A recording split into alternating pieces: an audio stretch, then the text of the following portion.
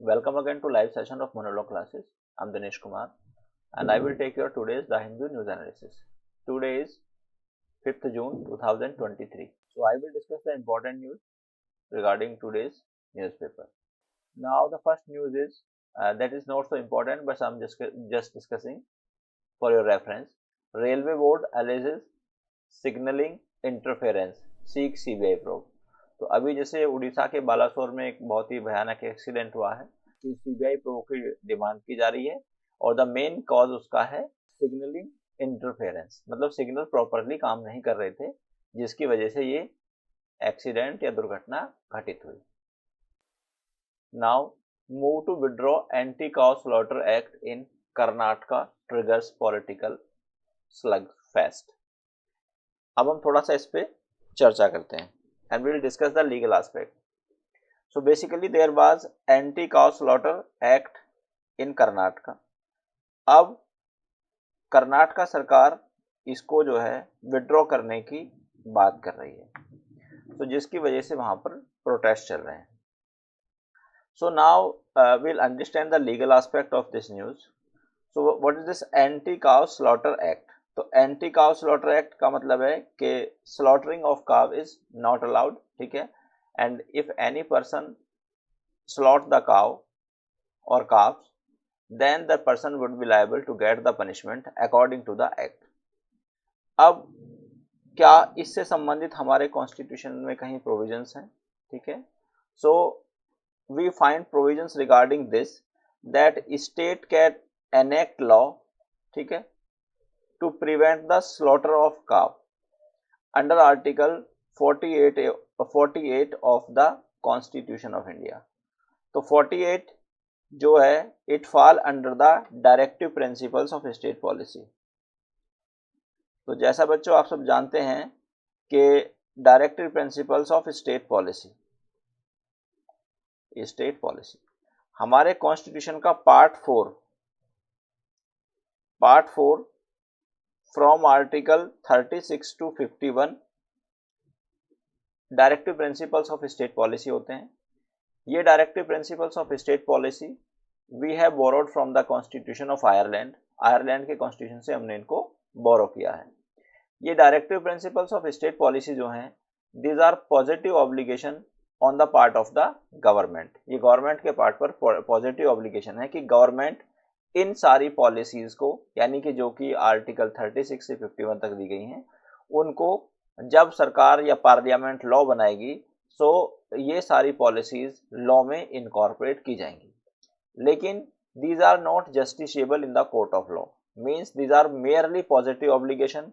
और अगर पार्लियामेंट या गवर्नमेंट जब पॉलिसी बनाती है या लॉ बनाती है, अगर इन पॉलिसीज को वो इनकॉर्पोरेट नहीं करती है, जैसा कि आर्टिकल 37 कहता है कि उनको इनकॉर्पोरेट किया जाना चाहिए, लेकिन अगर सरकार या पार्लियामेंट इनको इनकॉर्पोरेट नहीं करती है, then what are the legal consequences. So क्या हम सरकार के अगेंस्ट सुप्रीम कोर्ट जा सकते हैं? क्या हम हाई कोर्ट जा सकते हैं? So answer is no. इसका मतलब क्या है? These are not justiciable in the court of law. लेकिन अगर इनके आधार पर कोई लॉ बना दिया गया है दैट वुड बी इफेक्टिव.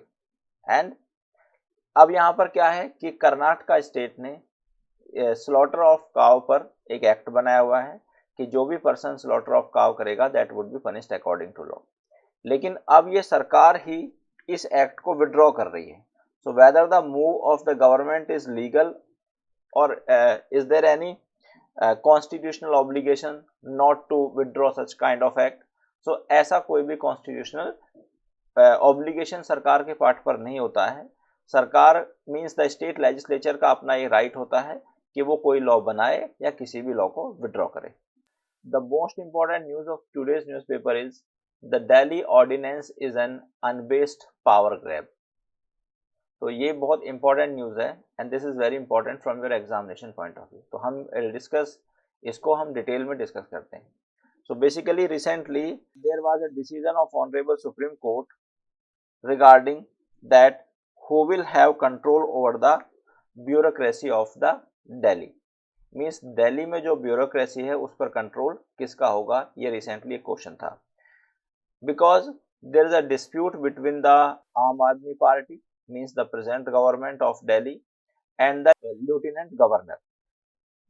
तो उस डिस्प्यूट में दिल्ली सरकार ये कहना चाहती है कि it would have control over the service in the Delhi, और लेफ्टिनेंट गवर्नर ये कहना चाहते हैं कि उनका उस सर्विस पर, मींस जो सारी ब्यूरोक्रेसी है, that is bound to act according to the direction of the lieutenant governor. So this conflict reach to the honourable supreme court, और honourable supreme court in its decision held that the democratic elected government, means that is the AAP government or Aam Aadmi Party government, will have the right to control the services of Delhi. means सारे जो bureaucrats हैं दिल्ली के, IAS officer हैं, IPS officers हैं, IPS of तो उसमें fall कर देंगे दिल्ली उसमें सेंट्रल गवर्नमेंट में, क्योंकि Delhi police comes under the central government. तो जितने भी IAS ऑफिसर्स हैं, they are subject to the control of the Delhi government as per the decision of Honorable Supreme Court. अब जो सेंट्रल गवर्नमेंट है, central government has brought an ordinance, ठीक है, to nullify the effect of the decision of honourable supreme Court. अब क्या हुआ कि ordinance क्या है, पहले हम थोड़ा ऑर्डिनेंस समझते हैं, क्योंकि ये सेंट्रल गवर्नमेंट एक ऑर्डिनेंस लाई है. ऑर्डिनेंस के संबंधित प्रोविजंस आर्टिकल 123 में प्रेसिडेंट के पास पावर होती है कि वो ऑर्डिनेंस प्रमलगेट कर सकते हैं, और आर्टिकल 213 में गवर्नर के पास पावर होती है कि वो ऑर्डिनेंस प्रमलगेट कर सकते हैं. गवर्नर जो ऑर्डिनेंस प्रमलगेट करते हैं, दैट इज रेलिवेंट और that would be only applicable to the state, वो केवल स्टेट में एप्लीकेबल होता है. और प्रेसिडेंट जो ऑर्डिनेंस प्रमलगेट करते हैं, that would be applicable through out the territory of India. Now an ordinance has been brought, and by virtue of this entry 41 of the state list उसको amend किया गया है, और उसमें से ये कहा गया है कि जो हमारी दिल्ली की ब्यूरोक्रेसी है, यानी कि दिल्ली के जो ऑफिसर्स हैं, they will be subject to the control of the lieutenant governor, because lieutenant governor is appointed by the central government, so that work under the control of the central government, but it is not legal. He does not act under the control of central government legally, but practically he work under the control of the central government. Now अब क्या है, so government is planning to make or create a national capital civil service authority. अब ये national capital civil service authority क्या होगी, इसमें होंगे consisting of the chief minister, chief secretary and principal secretary. अब यहां पर 3 लोग होंगे, means 1 the CM, second the chief secretary, and next is the principal secretary. These 2 officers, means the chief secretary and the principal secretary, they are the representative of the central government, and chief minister, means Sri Arvind Kejriwal ji, he is the representative of the Delhi government. Now the question is that all the decision will be taken regarding the service or bureaucracy in Delhi on the basis of these 3 persons, or on the basis of consensus of these 3 persons. Now decision will be taken on the basis of majority. तो इसमें अगर 3 लोग हैं, 3 में से एक CM है, दूसरे प्रिंसिपल सेक्रेटरी हैं और तीसरे चीफ सेक्रेटरी हैं. तो अगर चीफ सेक्रेटरी और प्रिंसिपल सेक्रेटरी किसी डिसीजन पर अपना अप्रूवल दे देते हैं, और जो हमारे सीएम हैं वो उस पर अपना डिसएग्रीमेंट देते हैं, मतलब उसके लिए एग्री नहीं है, here the decision taken by the principal secretary और chief secretary will be applicable. इसका मतलब इसका एक लीगल कॉन्सिक्वेंसेस क्या है, इसका लीगल कॉन्सिक्वेंसेस ये है कि जो चीफ मिनिस्टर है, he is directly elected person, he has been elected by the people of the Delhi, but his decision will not prevail, rather the decision of principal secretary and chief secretary will prevail, and principal secretary and chief secretary are the representative of the central government. तो इसको कैसा देखा जा रहा है, इसको ऐसे देखा जा रहा है कि it is the method to taking the power or grabbing the power indirectly, means people of Delhi have elected the Delhi government. So the Delhi government or Aam Aadmi Party should represent the government of Delhi. लेकिन अब अगर आम आदमी party की power को directly ना लेकर indirectly इस तरह से लिया जाएगा, so is it going to affect our constitutional structure और फेडरल स्ट्रक्चर और the democratic value of the country. तो इस पे एक पॉइंट आता है, हमारे देश में एक फेडरल स्ट्रक्चर है। तो फेडरल स्ट्रक्चर क्या होता है इसको हम थोड़ा समझते हैं। देखिएगा, संसार में दो तरह के स्ट्रक्चर होते हैं, एक यूनिटरी और एक federal. Unitary means all power lies with the central government. तो जिस जिस कंट्री में यूनिटरी सिस्टम होता है, इसका मतलब वहाँ पर क्या होता है कि सारी पावर सेंट्रल गवर्नमेंट में होती हैं, और जहाँ पर फेडरल स्ट्रक्चर होता है वहाँ पर सेंट्रल गवर्नमेंट और स्टेट गवर्नमेंट दोनों में पावर का इक्वल डिस्ट्रीब्यूशन होता है। So we have borrowed the federal system from the USA. USA में एक फेडरल गवर्नमेंट है, मीन्स द सेंट्रल गवर्नमेंट है, और स्टेट गवर्नमेंट है। Their powers have been divided by the constitution of USA. But हमारे देश में we have adopted the federal structure, लेकिन जो डिस्ट्रीब्यूशन ऑफ पावर है that is not equal, rather that is unequal and as per the requirement of our country. क्या difference है कि USA में स्टेट इंडिपेंडेंट है, state can separate themselves from the federal, but in India it is not allowed. क्यों? Because article 3 of constitution of India gives power to the parliament to amend the name of the state and to alter the boundary of state। तो यहाँ पर सारी power means to create state or to destroy state is the power of the parliament। Now second legal aspect ये है कि अगर इस तरीके से कॉन्स्टिट्यूशन या सुप्रीम कोर्ट के डिसीजन को, जनरली क्या होता है by virtue of article 141 every decision of Supreme Court is the laws of the land। Supreme court का हर डिसीजन देश का कानून होता है, और अगर सुप्रीम कोर्ट के डिसीजन को इस तरह से डायरेक्टली नलीफाई किया जाएगा, ठीक है, तो it means it is going to affect the independence of judiciary, and independence of judiciary is the basic structure of the constitution. अब how it is going to affect the independence of judiciary? Independence of judiciary का मतलब है कि जो हमारी judiciary है वो independent है and that is not functioning under any other organ of the state. So state के 3 ऑर्गन होते हैं, लेजिस्लेचर जो लॉ बनाती है, एग्जीक्यूटिव जो लॉ को इम्प्लीमेंट करते हैं, और थर्ड होता है हमारा जुडिशरी, जो कि अगर किसी पर्सन ने या किसी बॉडी ने लॉ का पालन नहीं किया then judiciary take action against that particular organ.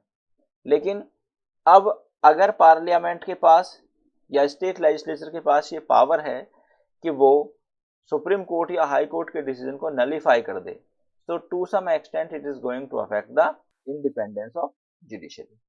Secondly क्या होता है, it also amount to fraud upon the constitution. Fraud कैसे कॉन्स्टिट्यूशन पे? देखिएगा, primarily it is the power of the legislature to enact the law, be it parliament of India और legislative assembly of state.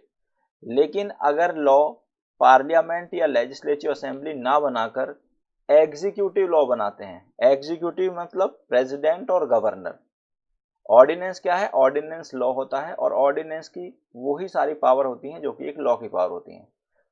तो यहाँ पर it means we are taking indirectly the power of legislature from the parliament और state legislative assembly. ये भी हमारे कहीं democratic value के अगेंस्ट जाता है।